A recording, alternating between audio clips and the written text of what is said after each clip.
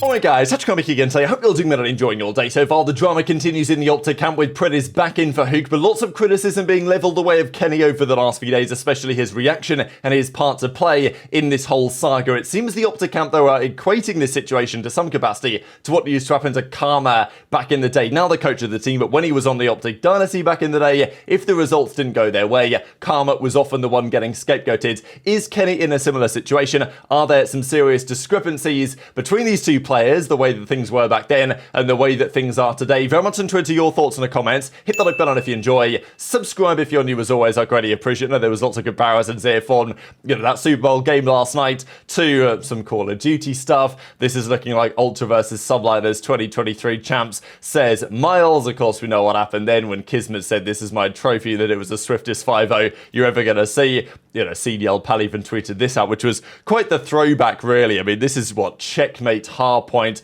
OpTic versus Toronto. This game didn't, it was obviously very dominant. It didn't end quite as dominantly. The most dominant result that year and ever in the CDL, you guys may remember, was a raid hardpoint between Toronto and the Los Angeles Thieves, when Thieves got 14 point clubs. Yeah, it was 250 to 14. People were calling them 14T for some time. But yeah, this was a crazy map actually. OpTic on that checkmate, formal Dashy, Envoy, Scump versus Cammy, Bance Methods and CleanX. That is, yeah, definitely a trip down memory lane, to say the very least. Obviously, Dashy says, all right, whatever, let's go on to the next one. But Scump was very happy about it, of course, an Eagles fan, finally getting the victory and stopping the three-peat. Now, there was lots of drama in Esports yesterday around this clip, which was a very entertaining one. This is in Rainbow Six, and initially, the first thing I saw about this, I think, was the M80, I don't know, like the owner or something.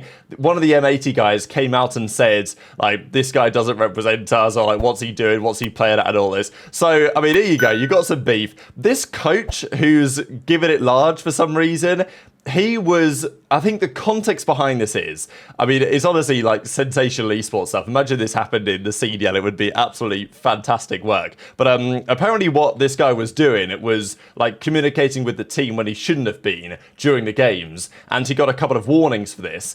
He then did it again and basically, got an official punishment, a sanction or whatever. And then he comes over to the other side of the stage and starts giving it large to the other team. So I thought this is pretty brilliant, really. These guys just beat this guy, and here he goes over to the other side, talking trash to this fella. And Clay says, next time we lose on LAN, I'm going to go to the other team and do exactly this. This would be sensational content. I know there's always talk about this in Call of Duty every so often, about potentially bringing the coaches back. Like, he is getting pretty physical with this guy. The player manager has to separate them apart. Wow, sensational content. So, Beans is in the replies as well. Clay was obviously, clapping back to him as well. And there was some other kind of clips of COD history as well on this, which are pretty entertaining. But still, is it possible, that coaches could give it large to the other team after the games? Sure, it doesn't usually happen in COD, especially because the coaches, they're not on the stage. Like, they sit backstage now and they watch and they coach their team in between the maps and all this.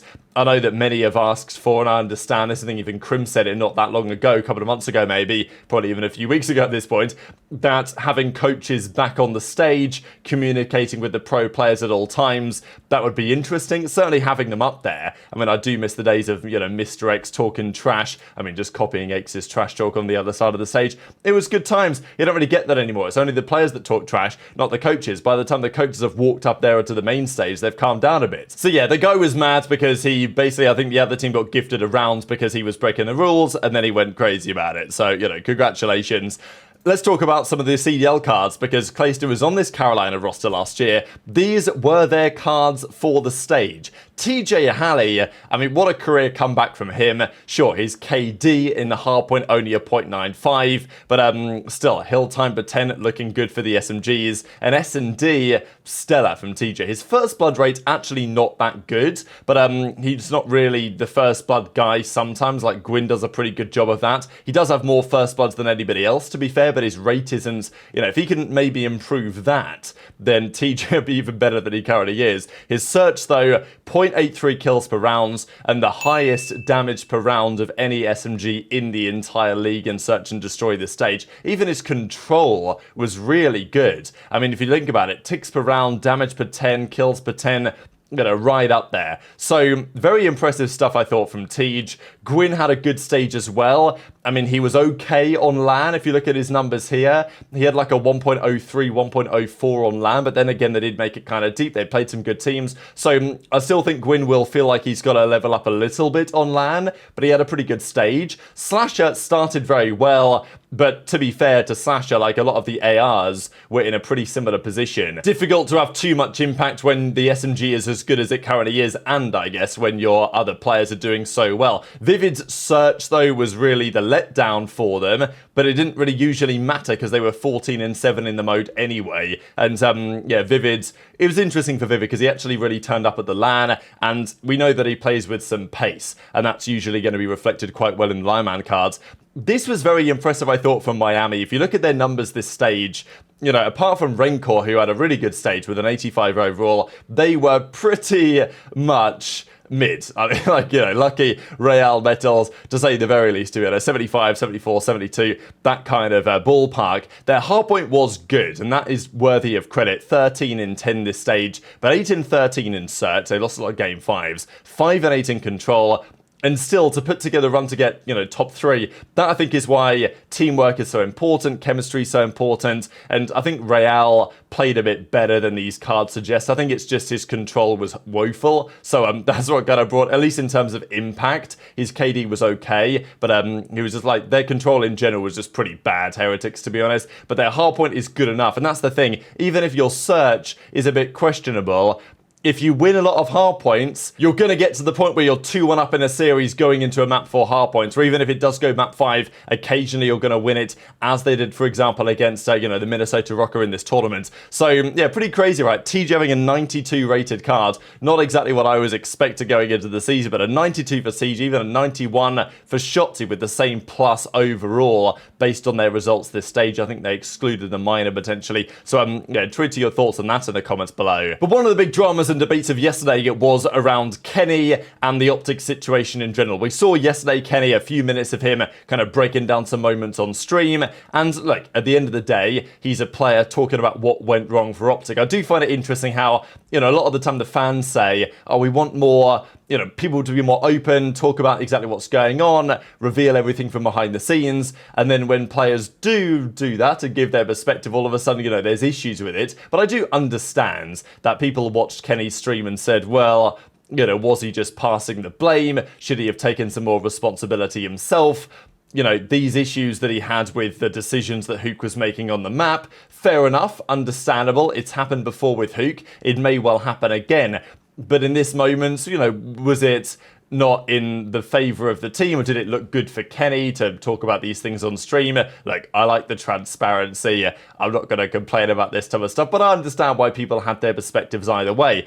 However, on the Reddit, there was lots of people going through and saying, oh, you know, I can't believe Kenny would do this. And sure, Kenny definitely needs to do better and play better. There was a, you know, feeling that, okay, was Kenny throwing his teammates under the bus, this type of stuff. We talked about it, of course, in yesterday's video. Fast forward, though, to yesterday, and we get the following here from JP. So, assistant coach of the team, coach, analyst, of course, alongside Damon Karma Barlow, the 3-time world champion, used to be legendary player for OpTic Gaming back in the day. Then the franchise era came around, he went to Seattle Surge for about 6 months, got the bag, retired, and then eventually returned to OpTic and became their coach over the last couple of years or so. JP, of course, was on board as well, and he says, time really is a flat circle, huh, at Karma. Now, it was a little bit unclear exactly what he meant by this, but I'm almost certain that what he's talking about here is the feeling of scapegoating around the team. And this has always been a thing with OpTic. It's not a new thing. Obviously, this was a legendary tweet that Gersh and the FaZe guys, or whoever put this out, but it was a good one anyway.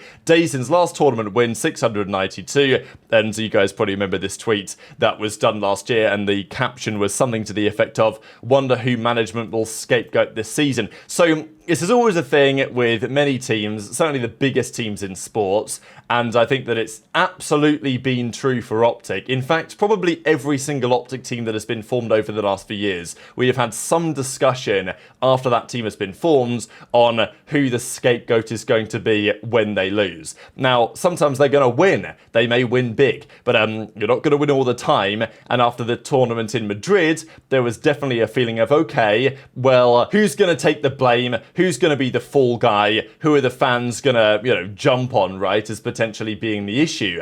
And this always happens with all the big teams in all the different sports, but certainly with OpTic, it's been a thing forever, really, because the team loses, and sometimes you just weren't the best team on the day. But obviously the fans want an explanation as to, well, did someone underperform? What needs to change?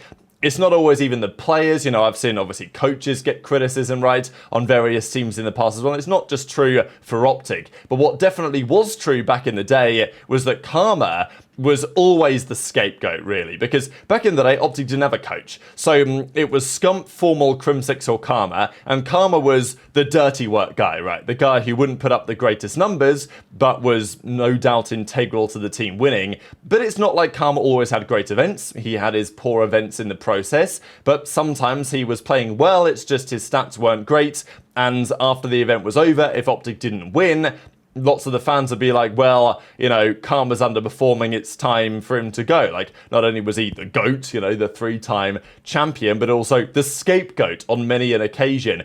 And if you guys were around back then, you will remember countless discussions around, oh, Karma isn't good enough anymore, he needs to put up better numbers, it's time to go, like, you know, kick him off the roster, all this type of stuff. It happened all the time back then. That if OpTic didn't have a bad tournament, it'd be Karma taking the heat. Now, there is an argument to say that when Karma was going through that, was he, you know, passing the blame, or was he just, you know, kind of sucking it up and saying, okay, fine, that's my role on the team, I'm gonna take the heat when we lose because my numbers aren't gonna be the best compared to Scump, Crimsix, and Formal, like, it is what it is, and that's generally how things were. But I think JP's perspective is, fast forward to the present day, he feels like it's a similar situation now with Kenny, right? So Kenny is maybe in a similar position, right? Kind of playing the flex on that team, as sometimes was the case with OpTic as well. Of course, back in the day, it was really just Scump, like he was the SMG duo as an individual sometimes, but Karma would do it and Crimsix would do it and they'd find a way. And of course, they didn't have a coach back then, so there wasn't really anyone else that could be blamed, as it were, on the roster.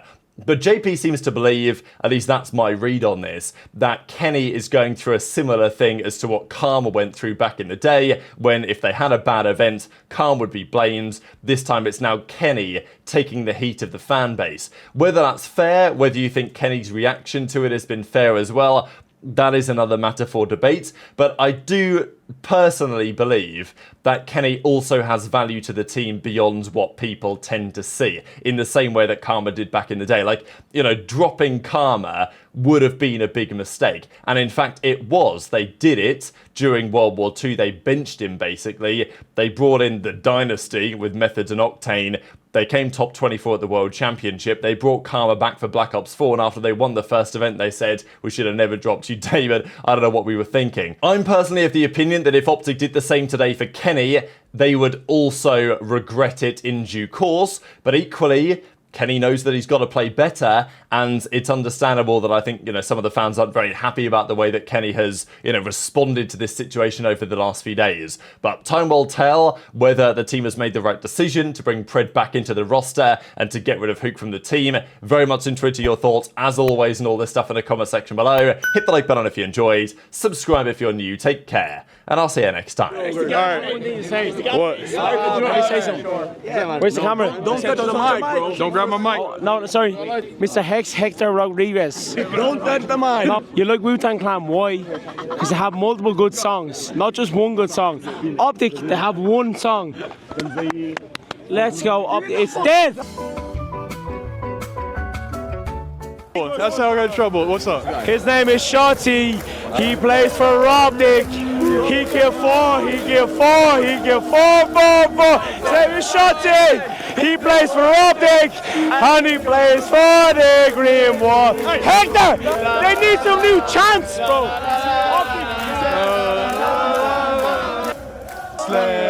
He's here, he's there, he's every fucking where. Chris.